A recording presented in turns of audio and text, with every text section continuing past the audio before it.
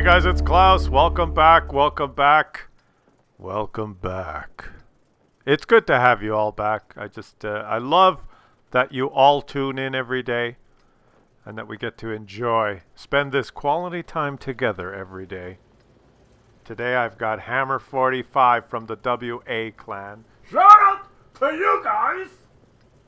Playing a Tier 6 premium tank, the STRVM/42-57 Alt A.2. Sounds like a password that, you get on those websites and you subscribe and then it says, create an account and you put in your password and it says, no, you can't use that. I know that you like that password, but we don't like. It has to include a capital letter, a hyphen, a dot, and a funny symbol.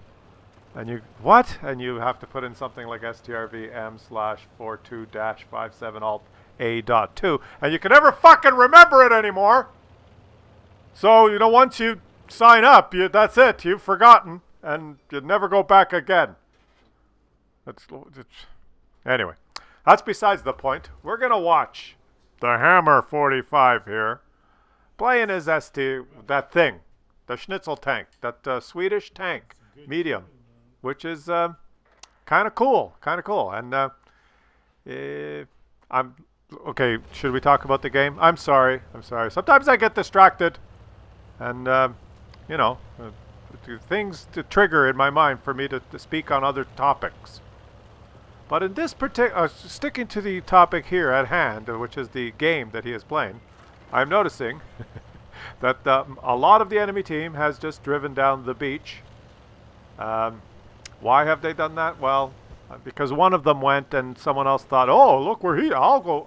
I'm coming with you. And then a few of the other guys went, I'm coming too. And then there's probably 3 bots that just followed that we don't know about, that don't have semicolons in front of them.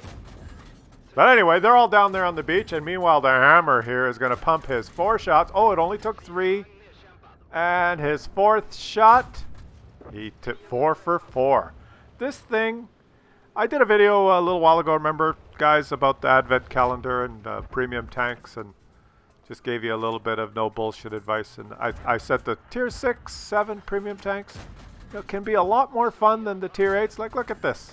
What's wrong with being in a mid-tier game like this and having another clip, and he's got 2. He's got 2 kills. There's an enemy right there. Like, what's this guy doing? Like, the poor guy. What, and now he's looking the wrong way. He's driving. What are you doing? Take it up the ass and go back to the garage. It's much more fun because when you're the lower tier premium tanks, lower mean mid, like not the tier 2 and 3 ones. Like, fuck that. The tier 6 and 7 ones. You don't have to face the tier 9 and 10 objects and the mouses and the type 4 and the type 5 that you can't penetrate, and all that bullshit, right?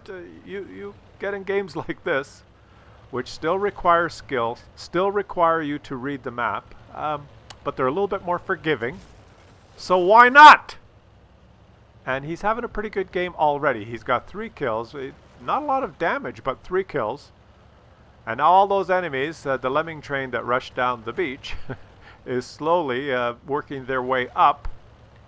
Now, if this team was a team of Muppets, you notice how his team has pushed south, and a lot of them are still pushing south, even though it is clearly visible on the minimap that a lot of the enemy teams went on the beach and now they're assaulting their base. Like the Hellcat, the T-3485, the T-50-2, and another guy there that I can't make out. You got to look at the minimap, guys. I mean, it's not rocket science. They won their flank up top here, and the Hammer noticed, oh, look, half the enemy team is down on the beach. Maybe I should go back, because look, there they are, right where the minimap said they would be. And now he's fired another clip of 4, and he's got 3 penetrations. And he's up over 1,000 damage with 4 kills. And I notice he switched to APCR because I know longer range targets. He wants the higher pen. The APCR pen drops with range has a worse drop-off with range than AP, but it's still so much higher pen that it makes it blah, blah, blah. He's pressed number 2 to increase his skill level, basically is what he's done. And now I'm noticing some of his teammates have some of them come back, but it's only 10-9. It's all... Oh, look at this. The VK, the powerful German tank, has... the powerful German tank has bounced 2 shots. I stand corrected. That powerful German tank was actually fairly powerful. So now look at this. This is the beach rush, right? All these enemies that rush down the beach. He's going to shoot this guy. That's what... Oh, he got into cover. Maybe this guy? He doesn't have shots. They all rush down the beach. Oh, now he could shoot him. Let's watch this. 2. He's got another one. And here's another one. He is just in the perfect spots. You notice he's on high ground. He's undetected, and he's just taking shots. This thing is actually pretty accurate. Look at that. Beautiful, beautiful. But these guys rushed down the beach. And what did they accomplish? They made it all the way down, and then they came up top, and now they're fighting on the top. You know, only from a different angle. So who cares? Like, you won the beach. Great, good job. It's a strategy that will always lose if your team, the other team, looks at the map and says, oh, look, they're all rushing down the beach. Let's just relocate and be ready for them when they pop back up. Because after spending 4 or 5 minutes driving down the beach, eventually when they get there, we drove all the way down the beach. Now, let's go up there.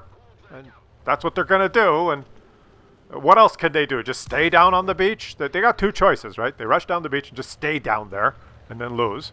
Or they rush down the beach and say, well, we drove all the way down here. I guess we should drive up now on top. It's just, so, you know, it's not rocket science, but yet still I witnessed this. I have no idea why half the team would rush down the beach.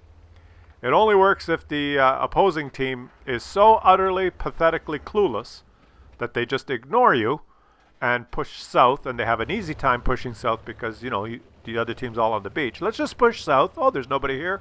And they scurry down there and wander around aimlessly, oblivious to the fact that the team that pushed down the beach will now come up and cap, and then the game's over. So it's a good strategy against Muppets, is what I'm trying to say. But against anyone who has a clue, and the hammer here has a clue, it's not a very good strategy. Although having said all that, you'll notice that he is the only one left alive because, alas, a lot of his team did fall into that Muppet category. But now this gives him a target-rich environment in which to work in, and it is just him versus 3 enemies. Now, another piece of advice. If you were on the enemy team, and there were 3 of you, and you were versus one last opponent, what would be a good strategy? Well, a good strategy would be maybe to type a message in chat and say, let's get together and move together and find him and win the game. That would be a good strategy. Now, what would be a bad strategy? Well, there are many bad strategies. Let's watch one bad strategy. Okay, here it is. This is as an example of one of the many bad strategies that could be used in a situation like. I explained what the good strategy is. Get together, find him together, and fight him 3 versus 1. He may be able to shoot one of you, but the 3 may be able to overpower the 1. But instead, this is a bad strategy. I will wait here beside this house and and explode. Because although I did notice his last known position was to the east, I will sit by this house and point north. Teammates, having observed this, the 2 remaining teammates, have just observed their enemy explode and have spotted the hammer here in this position. Let's see how they react to this situation. There's many good ways to react. Let's just have witness to one particular strategy that is not good. Well, let's see. He was down there, so I will wait here and point in the opposite direction beside this house. Because he was spotted beside my teammate that exploded, so I think I will just wait here and look in the opposite direction. And now Hammer has been spotted again. And there is only one remaining enemy who knows where he is. So let's see what his strategy is. He isn't that powerful German tank. Alright, my two teammates have just exploded. I've seen him twice on the minimap heading in this direction. What should I do? I am in a German tank with good frontal armor. I've bounced some shots this game. What should I do? Oh, there he is. He is approaching me. I know what I'll do. I know. I've got it. This is what I'll do. I will drive sideways and stop and not shoot and get this game over with. That's my strategy. Okay, I don't know. It's just every game that you guys send me, you know. It's not me. It's you. You guys send them. I just do the commentary, right? And he lost. But why the fuck wouldn't you lose credits in your tier 6 premium? Well, he did spam APCR like a motherfucker. So there you go. I hope you learned something. I tried to make this video in particular fairly serious about the do's and don'ts and strategies, and some good strategies, which unfortunately I don't have an example because no one ever, they're very rare to observe them. But I did display some bad strategies that hopefully you can avoid in your endeavor to increase your win rate and make your performance shine better in the future. I'll stop now.